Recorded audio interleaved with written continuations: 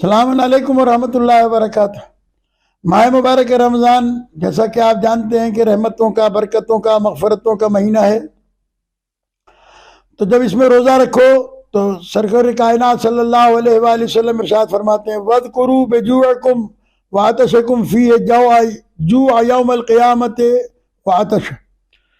اس مہینے میں جب تمہیں بھوک اور پیاس محسوس ہو تو قیامت کی بھوک اور پیاس کو یاد رکھنا۔ وَتَصَدَّقُوا عَلَىٰ فُقَرَائِكُمْ، جب بھوک تمہیں اور پیاس لگے تو احساس ہو قیامت کی بھوک اور پیاس کا، سرور کائنات صلی اللہ علیہ وآلہ وسلم فرماتے ہیں کہ اس مہینے میں اپنے فقراء کے اوپر تصدق کرو۔ جو اللہ نے تمہیں رزق دیا ہے، جو اللہ نے تمہیں مال دیا ہے، اس کو زیادہ سے زیادہ اللہ کی راہ میں صدقہ کرو۔ وَمَسَاكِينَكُمْ، اور جو تمہارے مساکین ہیں ان کو دو۔ وَوَقَرُوا كِبَارَكُمْ، اور اس مہینے میں اپنے بوڑھے اور عمر رسیدہ لوگوں کی عزت کرو۔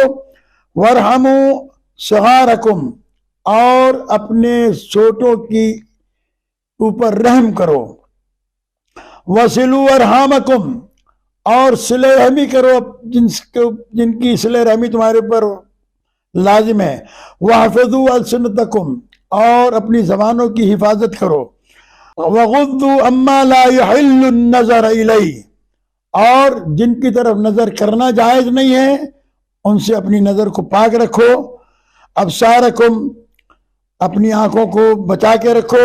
وَعَمَّا لَا يَحِلُّ الْإِسْتِمَاعِ إِلَيْهِ أَسْمَاعُكُمْ، اور اپنے کانوں کو بچا کے رکھو ان چیزوں سے کہ جن کا سننا اس میں جائز نہیں ہے تمہارے لیے۔ مطلب یہ کہ یہ ساری باتیں اس لیے بتائی جا رہی ہیں کہ ایک مہینہ جب آپ اپنی زبان کو پاک رکھیں گے، فقراء کی مدد کریں گے، عزیزوں کے ساتھ صلہ رحمی کریں گے، اپنی آنکھوں کو نیچا رکھیں گے، کانوں سے وہ نہیں سنیں گے جس کو اللہ تبارک و تعالیٰ نے حرام قرار دیا ہے۔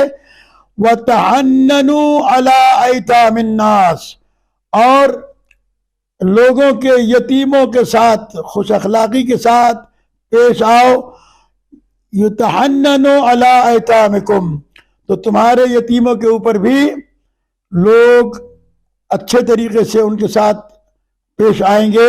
وَتُوبُوا إِلَى اللَّهِ مِن ذُنُوبِكُمْ، اور اللہ سے اپنے گناہوں کی توبہ مانگو۔ وَارْفَعُوا إِلَيْهِ أَيْدِيَكُمْ بِالدُّعَاء، اور اس مہینے میں دعا کے لیے اپنے ہاتھوں کو بلند کرو۔ فی اوقات صلاتکم، اپنی نمازوں کے اوقات میں۔